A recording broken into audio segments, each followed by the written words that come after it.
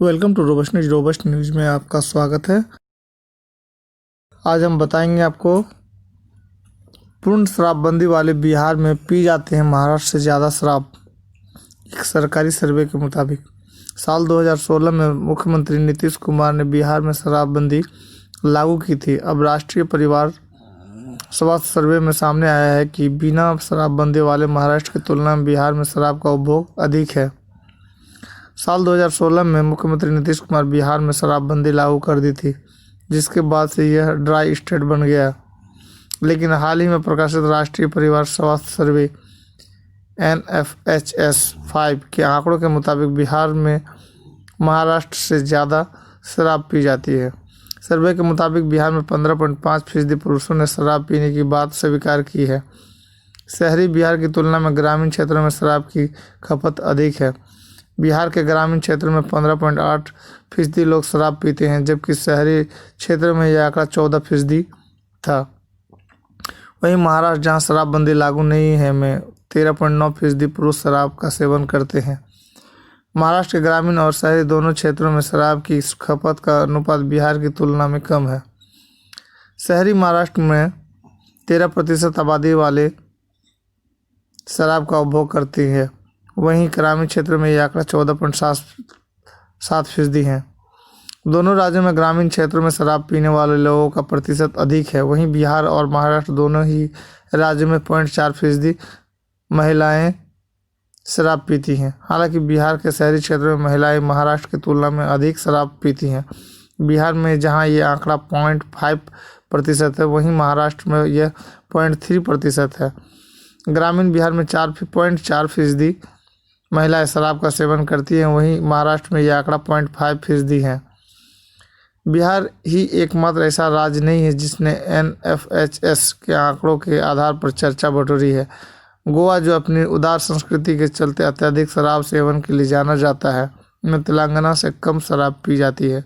सर्वे के मुताबिक जहां गोवा में 36.9% पुरुष शराब पीते हैं, वहीं तेलंगाना में यह आंकड़ा 43.3% है, जबकि यह राज्य गोवा की तरह उतना खुला नहीं है। कुल मिलाकर ग्रामीण भारत में शहरों की तुलना में ज़्यादा शराब पी जाती है।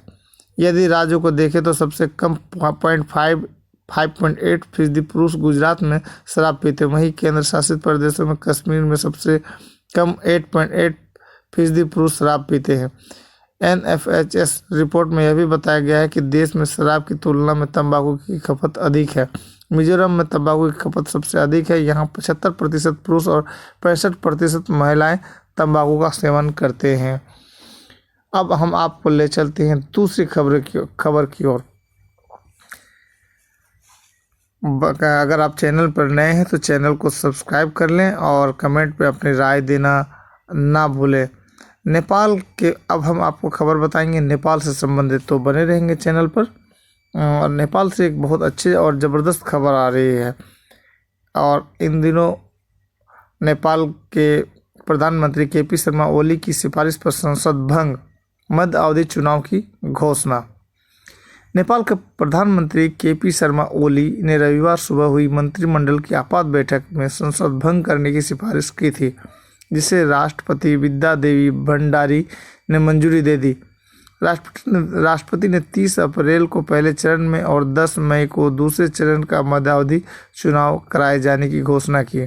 तय समय के अनुसार वहां 2022 में चुनाव होना था।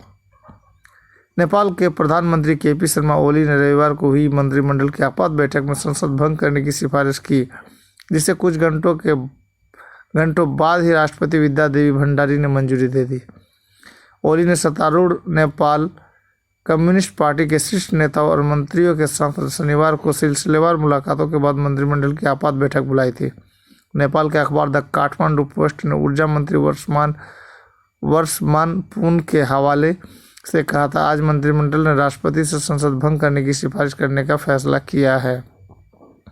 इसके साथ ही प्रधानमंत्री KP शर्मा ओली की सिफारिश पर नेपाल की राष्ट्रपति विद्या देवी भंडारी ने रविवार को संसद को भंग कर दिया है और अप्रैल मई में मध्य अवधि आम चुनाव कराए जाने की घोषणा कर दी। राष्ट्रपति भवन द्वारा जारी एक नोटिस के अनुसार राष्ट्रपति भंडारी ने 30 अप्रैल को पहले चरण और 10 मई को दूसरे चरण का मध्यावधि चुनाव कराए जाने की घोषणा की। हालांकि तय समय के अनुसार वहां 2022 में चुनाव होना था।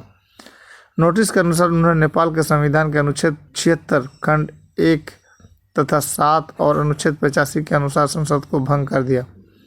ओली ने पूर्व प्रधानमंत्री पुष्प कमल दल प्रचंड के साथ सत्ता संघर्ष के बीच यह कदम उठाया है।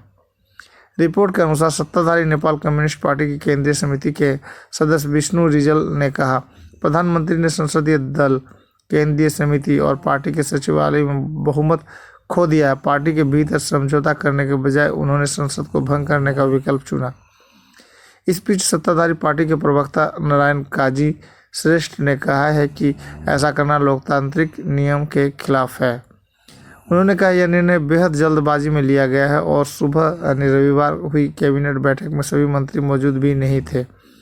यह लोकतांत्रिक सिद्धांतों के खिलाफ है और देश को पीछे ले जाएगा। इसे लागू नहीं किया जा सकता। नेपाल की अर्थव्यवस्था के संकट में जाने के साथ ही कोविड-19 संकट को संभालने को लेकर ओली पर प्रधानमंत्री या पार्टी प्रमुख में से एक पर बने रहने का दबाव बढ़ गया था। काठमांडू पोस्ट की रिपोर्ट के अनुसार ओली पर मंगलवार को राष्ट्रपति विद्यादेवी भंडारी द्वारा जारी संवैधानिक परिषद अधिनियम से संबंधित एक अध्यादेश को वापस लेने का दबाव था। रिपोर्ट में कहा गया कि जब रविवार को सुबह 10 बजे एक आपातकालीन बैठक बुलाई गई, तब यह उम्मीद थी कि यह अध्यादेश में अब बदलाव की सिफारिश के लिए थी, लेकिन इसके बजाय कैबिनेट संसद को भंग करने की सिफारिश कर दी। हालांकि ऐसा माना जा रहा है कि इस कदम को अदालत में चुनौती दी जाएगी, क्योंकि संविधान में संसद को भंग करने का कोई प्रावधान नहीं है। संवैधानिक विशेषज्ञों ने कहा है कि राष्ट्रपति ने सरकार की अतिरिक्त संवैधानिक सिफारिश को मान्यता दे दी। संवैधानिक कानून के विशेष वरिष्ठ वकील चंद्रकांत गयावली ने कहा कि राष्ट्रपति भंडारी संविधान के संरक्षक की अपनी भूमिका निभाने में पूरी तरह से विफल रही है। अब केवल सुप्रीम कोर्ट की ही उम्मीद बची है। बता दें कि इससे पहले जून के आखिर में नेपाल के प्रधानमंत्री केपी शर्मा ओली ने दावा किया था कि उनकी सरकार द्वारा देश के राजनीतिक मानचित्र को बदले जाने के बाद उन्हें पद से हटाने की कोशिश की जा रही है। उन्होंने इसके लिए काठमांडू स्थित भारतीय दूतावास, भारतीय मीडिया का नाम लेते हुए भारत पर भी आरोप लगाया था और कहा था कि इसमें नेपाल के नेता भी शामिल हैं। इसके बाद सत्तारूढ़ नेपाल कम्युनिस्ट पार्टी के शीर्ष नेताओं ने उनके इस्तीफे की मांग करते हुए कहा था कि प्रधानमंत्री द्वारा इस तरह के बयान देने से पड़ोसी देशों के साथ हमारे संबंध खराब हो सकते हैं। बता दें कि पूर्व प्रधानमंत्री पुष्प कमल दहल प्रचंड लगातार कहते रहे हैं कि सरकार और पार्टी के बीच कोई तालमेल नहीं है और वह एक व्यक्ति एक पद की मांग पर जोर देते हैं। विरोध में प्रचंड खेमे के 7 मंत्रियों का इस्तीफा। काठमांडू टाइम्स के अनुसार प्रधानमंत्री ओली द्वारा संसद भंग करने की सिफारिश का विरोध करते हुए नेपाल कम्युनिस्ट पार्टी में पूर्व प्रधानमंत्री प्रचंड और माधव नेपाल धड़े के 7 मंत्रियों ने अपने पद से इस्तीफा दे दिया। 7 कैबिनेट मंत्रियों ने एक संयुक्त बयान जारी करते हुए कहा, हमने पहले ही प्रधानमंत्री द्वारा प्रतिनिधि सभा को भंग करने के कदम का विरोध किया था। हम प्रधानमंत्री के असंवैधानिक और अलोकतांत्रिक कदम के प्रति अपनी असहमति व्यक्त करने के लिए अपने पदों से इस्तीफा दे देते हैं, जो लोगों के जनादेश और राजनीतिक सिद्धांतों और स्थिरता के खिलाफ है। रविवार को इस्तीफा देने वालों में शिक्षा, विज्ञान और प्रौद्योगिकी मंत्री गिरिराज मणि पोखरेल, ऊर्जा जल संसाधन और सिंचाई मंत्री मानपुन, कृषि और पशुधन विकास मंत्री घनश्याम भूषाल, संस्कृति, पर्यटन और नागरिक उड्डयन मंत्री योगेश कुमार भट्टराई, वन और पर्यावरण मंत्री शक्ति बहादुर बसनेट, श्रम और रोजगार मंत्री रामश्रय राय यादव और जल आपूर्ति और स्वच्छता मंत्री बीना मगर शामिल हैं। खबर कैसी लगी? चैनल को सब्सक्राइब करके कमेंट में अपनी राय दें। आपका दिन शुभ रहे। Thanks audience, thanks listener.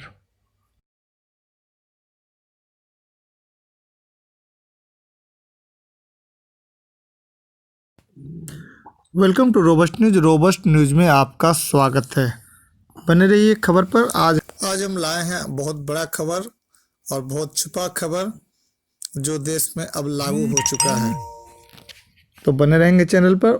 नए धर्मांतरण कानून के तहत गिरफ्तार 2 भाई जेल से हुए रिहा।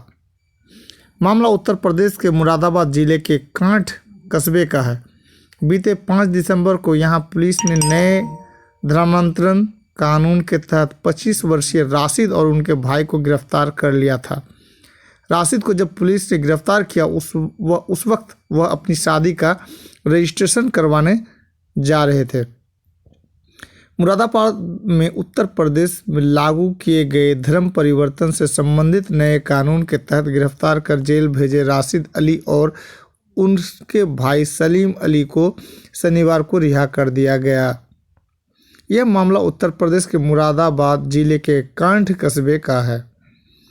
एनडीटीवी की रिपोर्ट के अनुसार सूत्रों ने कहा कि उत्तर प्रदेश पुलिस को उनके खिलाफ जबरन धर्मांतरण का कोई सबूत नहीं मिला। हालांकि उन्हें करीब 2 हफ्ते जेल में रहना पड़ा।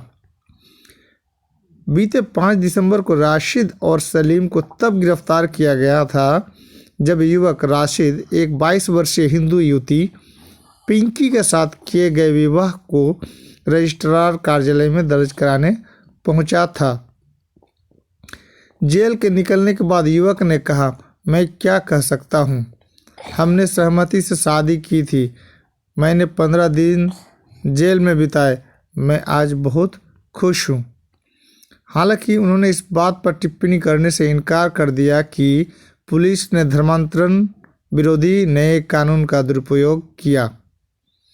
बता दें कि पिंकी और राशिद ने 5 महीने पहले निकाह किया था। 5 दिसंबर को दोनों अपनी शादी का पंजीकरण कराने मुरादाबाद के मैरिज रजिस्ट्रेशन ऑफिस गए थे। वहां बजरंग दल के कार्यकर्ताओं ने उन्हें रोक लिया था और उन्हें स्थानीय पुलिस स्टेशन ले गए थे। इस दौरान राशिद और उसके भाई को गिरफ्तार कर लिया गया था। पिंकी का कहना था कि वे दोनों अपनी शादी का रजिस्ट्रेशन कराने जा रहे थे कि रास्ते में पुलिस ने उन्हें पकड़ लिया था। इस संबंध में एक वीडियो सोशल मीडिया पर वायरल हुआ था जिसमें महिला को बजरंग दल के सदस्यों से यह कहते सुना जा सकता है, मैं बालिग हूँ, 22 साल की हूँ। मैंने अपनी मर्जी से 24 जुलाई को शादी की थी। यह हमारी शादी का 5वां महीना है। हालांकि वीडियो में बजरंग दल के लोग उत्तर प्रदेश के नए धर्मांतरण कानून के बारे में बात कर रहे थे। पुलिस का कहना था कि पिंकी 3 महीने की गर्भवती है और उसके पास अपनी शादी का कोई प्रमाण नहीं था। युवती के परिजनों ने शिकायत की थी कि राशिद ने जबरन उनकी बेटी का धर्म परिवर्तन कराया है। वहीं पिंकी ने मजिस्ट्रेट के समक्ष अपने बयान में कहा था कि उसका जन्म 1998 में हुआ था और वह वयस्क है। मुरादाबाद के पुलिस अधीक्षक विद्यासागर मिश्रा ने कहा था, लड़की ने मजिस्ट्रेट के समक्ष अपने बयान में कहा है कि उसका जन्म 1998 में हुआ था और उसने और राशिद ने देहरादून में 24 जुलाई को निकाह किया था। पिंकी को पहले मुरादाबाद पुलिस के एक नारी निकेतन में रखा गया था, लेकिन बाद में मजिस्ट्रेट ने रिहा कर दिया था।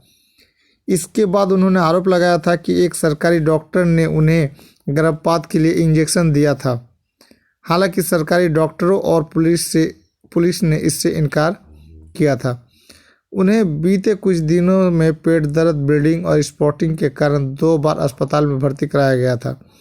बता दें कि राशिद के खिलाफ दर्ज मामला उत्तर प्रदेश में 29 नवंबर से लागू धर्म परिवर्तन विरोधी कानून के तहत दर्ज 5वां मामला था। इससे पहले बरेली में 21 साल के युवक को इस कानून के तहत गिरफ्तार किया गया था। वहीं 7 और लोगों को गिरफ्तार किया गया और सीतापुर में 8 लोगों के खिलाफ मामला दर्ज किया गया। मऊ में 14 लोगों के खिलाफ मामला दर्ज किया गया। इसके साथ ही पेशे से मजदूर नदीम के खिलाफ 29 नवंबर को मुजफ्फरनगर के मंसूरपुर पुलिस थाने में महिला के पति की शिकायत पर धर्मांतरण विरोधी कानून और आईपीसी की धारा 120, बी, 506 और 504 के तहत मामला दर्ज किया गया था। शिकायतकर्ता ने नदीम पर उसकी पत्नी से शादी करने और उसका धर्म परिवर्तन कराने का आरोप लगाया था। हालांकि शुक्रवार को इलाहाबाद हाईकोर्ट ने यह कहते हुए नदीम की गिरफ्तारी पर रोक लगा दी कि महिला और पुरुष दोनों वयस्क हैं और ये उनकी निजता का मौलिक अधिकार है। बता दें कि बीते 24 नवंबर को उत्तर प्रदेश सरकार तथाकथित लव जिहाद को रोकने के लिए शादी के लिए धर्म परिवर्तन पर लगाम लगाने के लिए उत्तर प्रदेश विधि विरुद्ध धर्म परिवर्तन प्रतिषेध अध्यादेश 2020 ले आई थी। इसमें विवाह के लिए छल, कपट, प्रलोभन देने या बलपूर्वक धर्मांतरण कराए जाने पर विभिन्न श्रेणियों के तहत अधिकतम 10 वर्ष कारावास और 50,000 तक जुर्माने का प्रावधान किया गया है। उत्तर प्रदेश पहला ऐसा राज्य है जहां लव जिहाद को लेकर इस तरह का कानून लाया गया है। प्रदेश की राज्यपाल आनंदीबेन पटेल ने 28 नवंबर को इस अध्यादेश को मंजूरी दी थी। इसी दिन एक युवती के पिता की शिकायत पर बरेली जिले में नए धर्मांतरण विरोधी कानून के तहत अपना पहला मामला दर्ज किया गया था। हालांकि इस मामले में यह भी आरोप लगा कि पुलिस के दबाव में आकर यह केस दर्ज कराया गया था। खबर कैसी लगी? चैनल को सब्सक्राइब करें, कमेंट में अपनी राय दें।